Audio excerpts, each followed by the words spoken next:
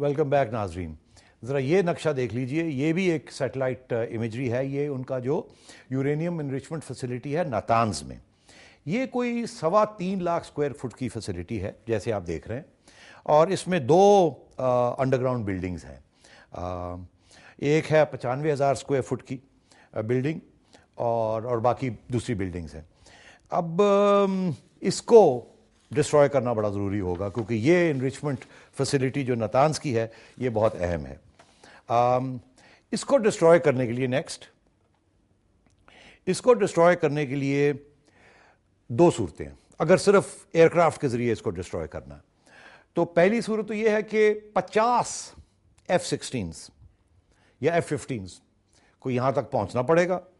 हर एक के पास एक GBU-28 बड़ा बंकर ब्रेकिंग बॉम्ब होना पड़ेगा जो कि पेनिट्रेट करके अंडरग्राउंड बिल्डिंग्स को डिस्ट्रॉय कर सकता है। और अगर 50 नहीं पहुंच सकते या उनके पास 50 नहीं है या वो रोकना चाहते हैं तो फिर कम से कम 25 F-16s या F-15s इनको लाने पड़ेंगे और हर एक के पास 2 पेलोड्स होंगे बॉम्ब्स के।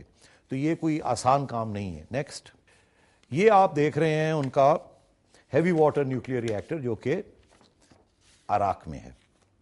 यहां अगले साल से या इस साल के करीब या अगले साल प्लूटोनियम प्रोडक्शन रिएक्टर शुरू हो जाएगा। ये रूस ने सप्लाई किया है इनको।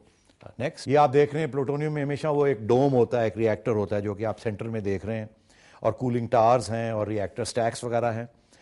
नेक्स्ट, ये टेबल बड़ा अहम है। ये इस टेबल से आपको पता चलता है कि किस किस्म की फैसिलिटी है और किस किस्म की स्ट्राइक फोर्स की ज़रूरत है।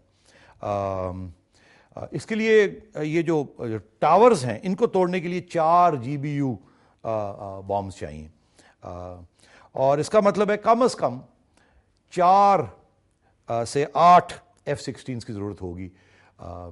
अगर 4 होंगे तो उनको 2-2 बम लाने पड़ेंगे, एक को और ड्रॉप करना पड़ेगा यहाँ, और अगर 8 होंगे तो फिर एक पता नहीं इनमें से कितने रास्ते में गिर जाएंगे, इनको रोक लिया जाएगा, शूट डाउन कर दिया जाएगा, पहुँचेंगे। इतना आसान नहीं है कि ये सारे यहाँ पहुँच जाएं और सारे अपने टारगेट के ऊपर बॉम्ब्स गिरा दें। अब अगर आप सिर्फ देखें कि इन्हीं 3 फैसिलिटीज़ को, नातान्ज, इस्फहान, अराक, इन तीनों को डिस्ट्रॉय करने के लिए क्या क्या चाहिए इसराइल को। टोटल फोर्स इनको चाहिए 25 F-15E या 7, और उसके साथ 7 F-16s, या और अगर वो उस सूरत में जबकि ये 2-2 बॉम्ब्स लेके आएंगे, नहीं तो इनको 50 F-15Es और 13 F-16s और 7 वो बॉम्ब्स लाने पड़ेंगे और टारगेट के ऊपर गिराना पड़ेगा। तो ये कोई इतनी आसान बात नहीं होगी। उसकी वजह भी ये क्या है कि जैसे मैं अभी आपको बताऊंगा कि इनमें से बहुत से जहाज़ ऐसे हैं जिनको रास्ते में रीफ्यूलिंग करनी पड़ेगी एयर में, और उस रीफ्यूलिंग की फैसिलिटी क्या वो मिलेगी इनको, नहीं मिलेगी, कौन सा मुल्क इजाज़त देगा या नहीं देगा, इसकी तरफ भी हम आते हैं। नेक्स्ट, ये है जी ईरान की मिसाइल साइट्स। अब आप देखिए ईरान ने अपनी डिफेंस के लिए क्या रखा हुआ है।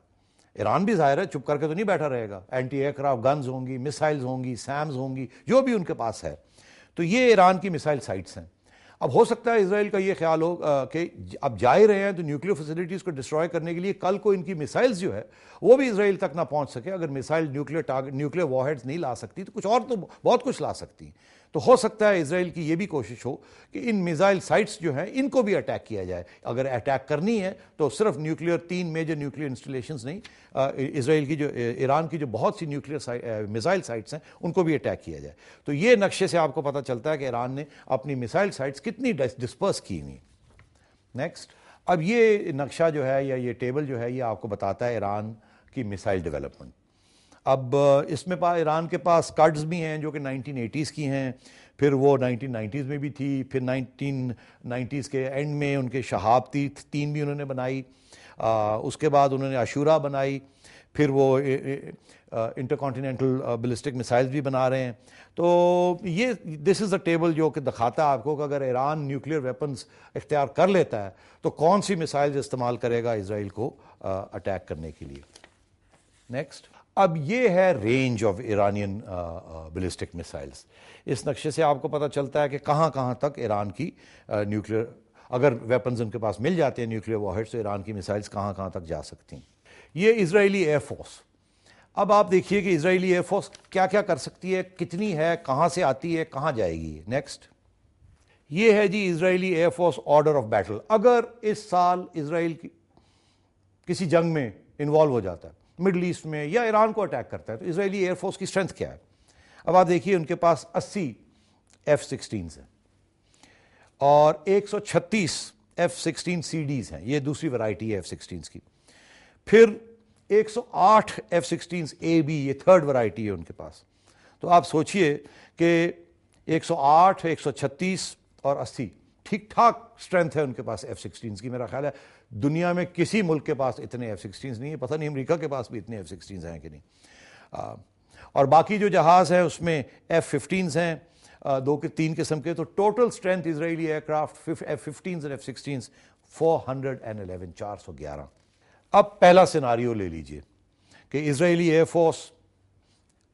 فورس ایران کی جو نیوکلیئر فیسلٹیز ہیں اور بلسٹک میسائل سائٹس ہیں اگر ان کو اٹیک کرنا ہے تو پہلا سیناریو کیا ہے؟ یہ ہے جی 3 روٹس اسرائیل لے سکتا ہے، اسرائیل کے جہاز لے سکتے ہیں، اسرائیل کی میسائلز لے سکتے ہیں. پہلا ہے ناردرن روٹ، وہ آپ دیکھ رہے ہیں اوپر. پھر ہے سینٹرل روٹ، پھر ہے سدرن روٹ. اور آپ ٹارگٹس بھی دیکھ رہے ہیں کہ کون کون سے ٹارگٹس ہیں جہاں اسرائیلی ایئر کرافٹ اور میسائلز آ کے اٹیک کر سکتی ہیں. ناردرن روٹ جو ہے وہ ہے عراق اور سیریا کے اوپر سے. یہاں مسئلہ یہ ہوگا کہ ٹھیک ہے عراق کا تو مسئلہ نہیں ہے، وہاں تو امریکن بیٹھے ہوئے ہیں، مگر کیا سیریا ان کو جانے دے گا یا نہیں جانے دے گا؟ اور پھر سیریا کے بعد ٹرکی کے اوپر سے بھی جانا پڑتا ہے. سوال یہ کھڑا ہوگا کہ کیا سیریا ان کو جانے دے گا؟ اگر جاتے ہیں تو روکے گا، کیسے روکے گا؟ اور پھر ٹرکی جو ہے وہ ٹھیک ہے امریکہ کا الائے ہے اور اسرائیل کے ساتھ اس کے تعلقات ہیں، مگر ٹرکی کافی انڈیپینڈنٹ ملک ہے اور آج کل وہاں ایک اسلامی حکومت بھی ہے. تو ممکن نہیں ہے کہ یہ ٹرکس جو ہیں وہ چپ کر کے بیٹھے رہیں اور اسرائیلی ایئر کرافٹ جو ہے ٹرکی سے اوپر سے ہو کے ایران کی طرف جائیں. یہ میں سمجھتا ہوں کہ یہ اتنا آسان نہیں ہوگا اس روٹ کو لینا. اس کے بعد ہے سینٹرل روٹ. سینٹرل روٹ جو ہے یہ اردن کے اوپر سے جانا پڑے گا. اور اردن کی جو پوزیشن ہے انہوں نے بڑی کلیئر کر دی اپنی پوزیشن. انہوں نے کہا کہ اگر اسرائیل ہمارے ٹیریٹری کے اوپر سے اسرائیلی جہاز جائیں گے تو وہ دنیا کو بتا دے گا اس وقت کہ اسرائیلی ایئر کرافٹ پہچانے گئے ہیں اور وہ کہیں جا رہے ہیں. تو وہ جو ایلیمنٹ آف سرپرائز ہے، ٹھیک ہے اردن کر تو کچھ نہیں سکے گا، اردن کے پاس اتنی ایئر فورس نہیں ہے کہ وہ اسرائیل کو روک سکے، مگر وہ دنیا کو وہ ڈرمز بجا دے گا کہ اسرائیلی ایئر کرافٹ گئے ہیں. تو پھر ایران جو ہے وہ بالکل وہ جو ایلیمنٹ آف سرپرائز ہے وہ نہیں ہو پائے گا. تو ہو سکتا ہے کہ یہ بھی روٹ جو ہے مشکل ہو جائے اسرائیل کے لیے. مگر ابھی ایک بریک لیتے ہیں اور پھر جو تیسرا روٹ ہے وہ اس کی طرف توجہ دیتے ہیں.